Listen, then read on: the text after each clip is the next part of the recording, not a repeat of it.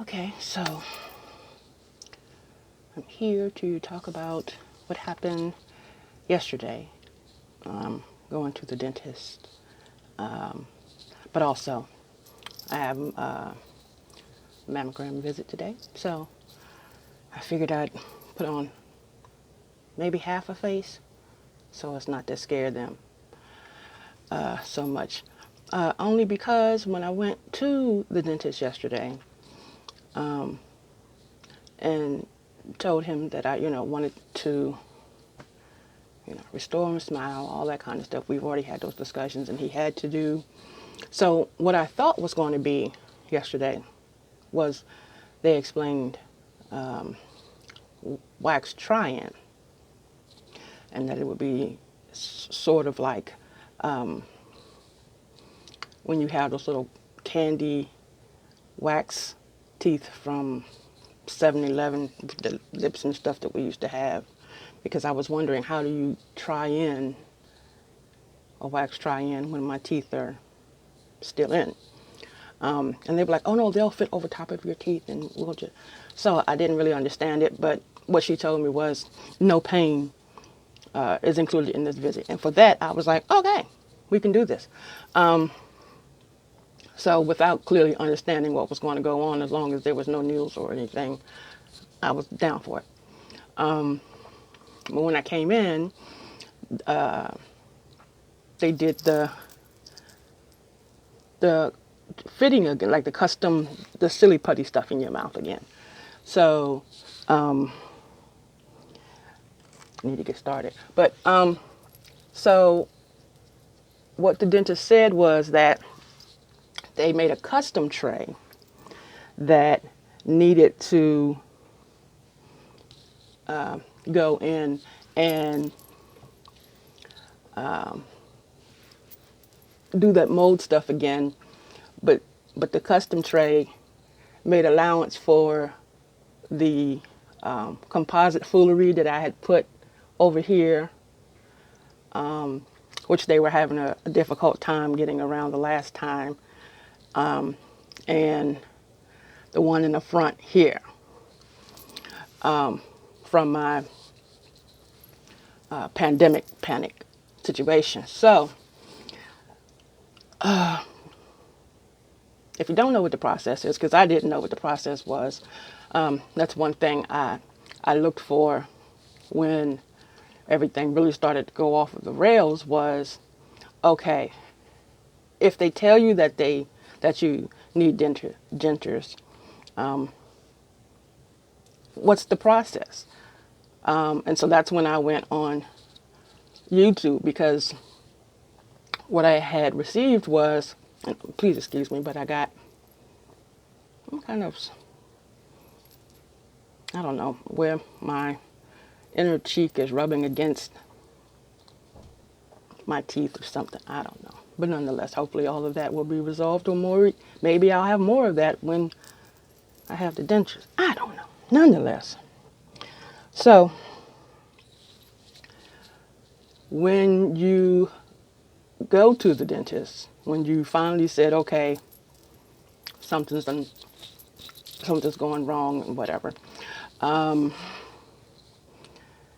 once it's been assessed that you need dentures, they will give you a quote of all of the work that needs to be done. Or at least it did in my case. And I had thought about affordable dentures because I had seen quite a few YouTubers talk about affordable dentures,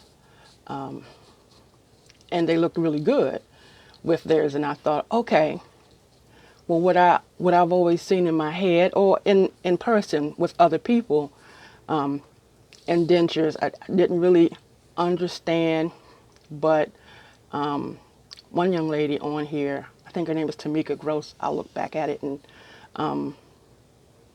if that's her name, I'll tag her. But I think she calls herself Tink. She really, like, walked I think she did a really good explanation of her day to day, what was going on, problems she was having, fears, that kind of thing. And there's another gentleman, Adventure Dentures. His name is Steven. He did a really good job explaining his anxieties, but I came across him later. But Tamika or Tink, I came across her first. She made me think, okay, affordable dentures may be where I want to go. And also, it's another lady on here named Vlogs, J-A Vlogs. And her videos are not about dentures, but about her family. But in the midst of her family life, she had to get dentures.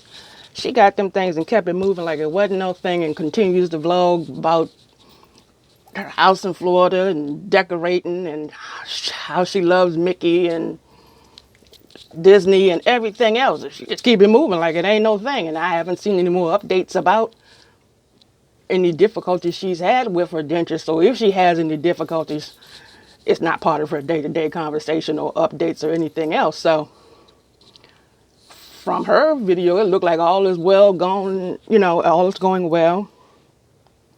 Her life is on and popping, and she continues to keep it moving. So I figured, okay, well, I hope to have that outcome, but at the same time, I understand that everybody's start point is different. And mine certainly is, as you can see from these non-apparent eyebrows, that I have other health challenges that could possibly impede me having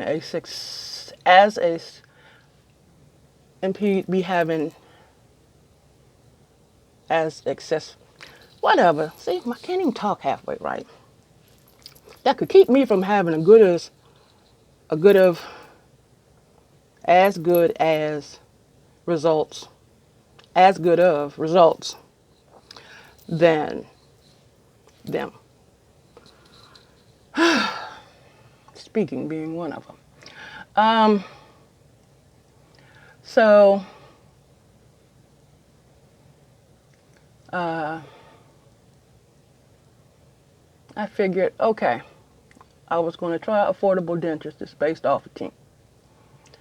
But then I thought, as I was researching it, that one thing that I came across with affordable dentures is that they said that if you have insurance already, that they don't process any of your paperwork. That's your thing. And whether or not your insurance reimbursed you for any of the work done or doesn't, if they think that you're outside of their network, all of that is, again, your issue. And so I thought, well, before I start taking on issues that I may not need to, let me see what benefits I already have that I've never really taken advantage of. Well, as far as dentures are concerned, like, does my health insurance cover dentures? If so, how much? If so, with who? What provider? That kind of thing. Before I, just jump out the window and figure I'm just going to take on whatever price, affordable dentures has if I'm already paying for some type of coverage. I had looked into, there was a video on here by a young lady who went to Clear Choice, and she just had the front 4 done, and she said $11,000, I think, was what her charge was. And so I was like, great day in the morning. And I was like, what? $11,000 for 4? So then I made an appointment with Clear Choice. And then, this was all during the pandemic. Meanwhile, I kept looking online and on different, YouTube websites and things just to see if somebody would mention how much it would cost for Clear Choice. And eventually, somehow, I came across somebody who said, I think it was either on YouTube or Instagram. But what they said was $38,000. And I said, she Monets. Okay. So we know Clear Choice is not the Clear Choice for me. Yes. Yes.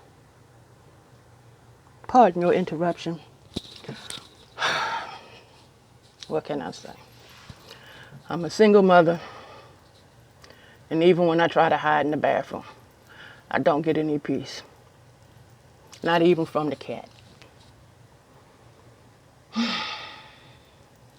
Yes, darling. I have an American Bombay named Majesty who makes sure that everyone recognizes his majesticness.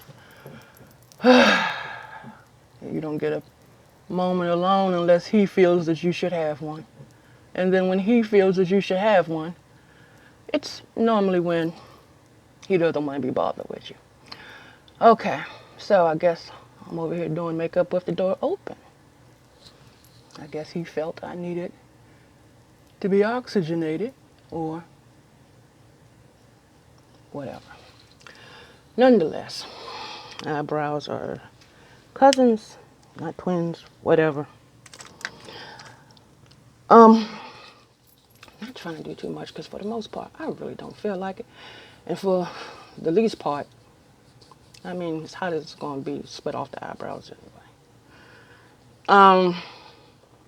It's too hot for a full face. I'm just trying not to scare folk. Partly because when, as I was saying before, when I went to the dentist and I showed him that I just wanted to restore my smile and I showed him a picture of me prior, his reaction was, when was this? I was like, yo, like I have not always looked like a booger wolf. My God. I mean, I came to the dentist. Y'all saw how I looked yesterday. I was just raw dogging roughing it because I figured if people going to be stretching your mouth all like this here and all that kind of carrying on, why have foundation all up around your joint? I mean, so, it was too hot. Be sweating off eyeliner and carrying on because I'm crying and, I'm nervous and I'm hot flashing and makeup sliding off. And who wanted to go through all of that? But, I mean, I figure, listen, for those of you who are married, y'all already settled with your folks. So, as long as you impress the one that you love, you're not tripping. I'm 48 and I'm still not tripping. Listen, I don't care nothing about these folks. So I didn't feel like wearing makeup and I didn't. However,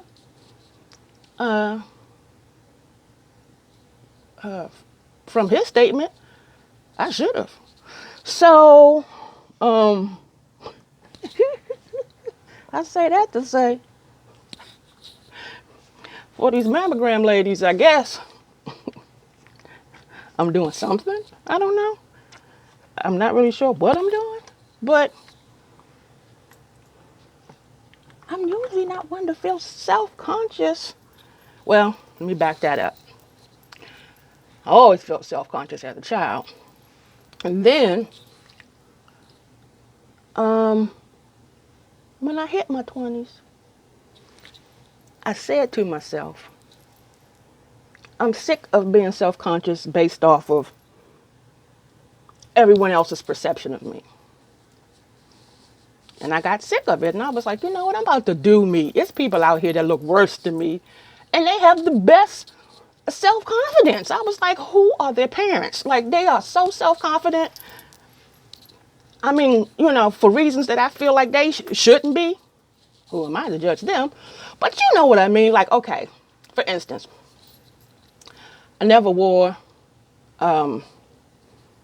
sandals because my mother always said I had my father's bony feet and yada, yada, yada.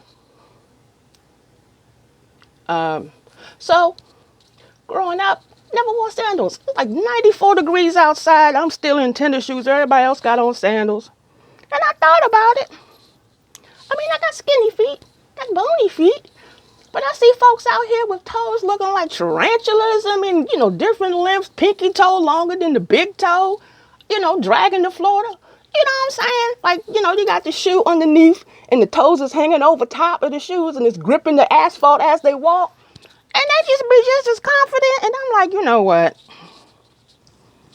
I'm over here creating foot fungi by just having, all of my phalanges just sweating to death. Meanwhile, they out here carving out the asphalt and giving it all the rhythm. I'm going to stop this here.